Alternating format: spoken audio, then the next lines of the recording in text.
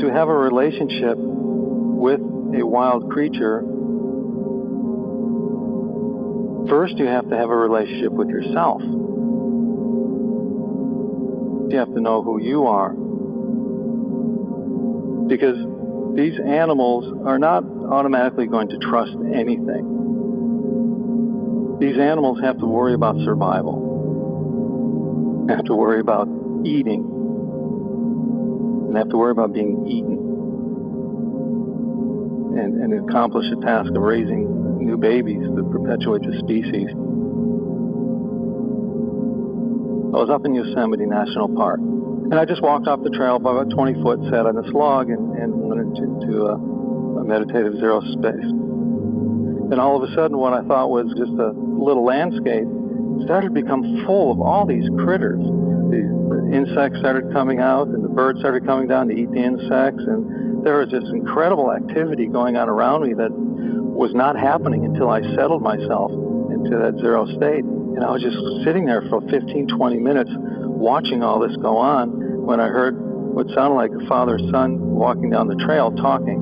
Oh, Dad! And as soon as the voice was heard, all these little things skittered away and underneath everything and just camouflaged with the environment as if they didn't exist. When we go out into nature, a lot of people will want the animals to come to them. And in their mind, they're going, come here, come here, come here, come here, come here, come here, come here. If you saw somebody who was attractive and you wanted to start a conversation with them, would you walk over to them and go, come here, come here, come here, come here, come here, I love you, I love you, I love you. You're the biggest creep in the world, and you'd probably call the police on you. If we're always pushing and always doing our human ways of domineering a landscape with our presence, these other living beings are just going to move away from us. They're not going to want to deal with our arrogance and the energy that we're putting out there. What we need to do is go to that zero point, go to that place of quietness inside, where we can start to have relationships and start to understand what's going on around us. To have a relationship with a wild creature has a lot to do with respect. But understanding the living being that's in front of you, and that it is alive, so it has all the rights that it needs to exist. It doesn't need a manifesto so humans can prove that it has some sort of benefit to humans, so we now can keep this animal alive. But these animals are extremely aware and conscious beings for what they have to do in this world. They're not aware like humans are, but we're not aware like they are. When they look out of their eyes, they don't see what we see. And some of them see ultraviolet light. Some of them can see very clearly at hundreds of yards, can read a newspaper. Some of them can't see more than a foot away from their head. Some of them see colors. Some of them don't see colors. When they listen with their ears, what they hear is not the same as we hear. When they taste, the taste buds are different. When they smell, some of them can smell hundreds of times better than we can. Some of them can hardly smell at all.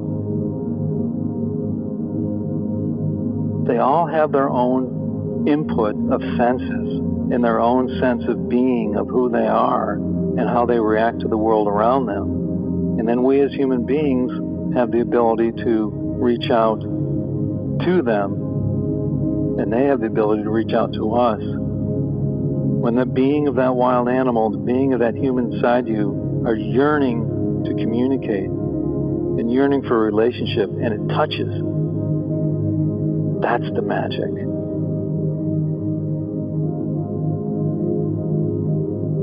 With my wolf, she really helped me with the meditative mindfulness practice, because if I was in this wolf's enclosure and I started to think about something else, immediately, within seconds, that wolf knew I was not 100% with her, and she would lift up her lip and start growling at me, telling me, you are here with me now, you be here. Don't think about other things, don't be outside this thing. Be with the magic that's taking place with me and you at this moment. She was physically telling me, meditate, be still. Meditation is not always with your eyes closed, being remote from humans and remote from everything. But a lot of it has to do with what happens when your eyes are open and you're walking around in this world. Who are you? Are you out for yourself? Are you becoming a martyr? Are you judging everything by standards that you're not even sure of?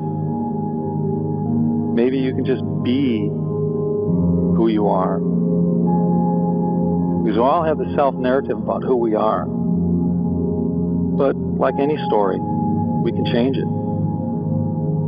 We have the power of the pen, which is our consciousness.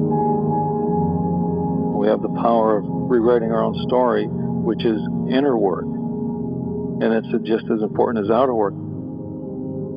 It really helps clear you up, because when you're cleared up inside, these animals tend to want to look at you, and they're attracted to you.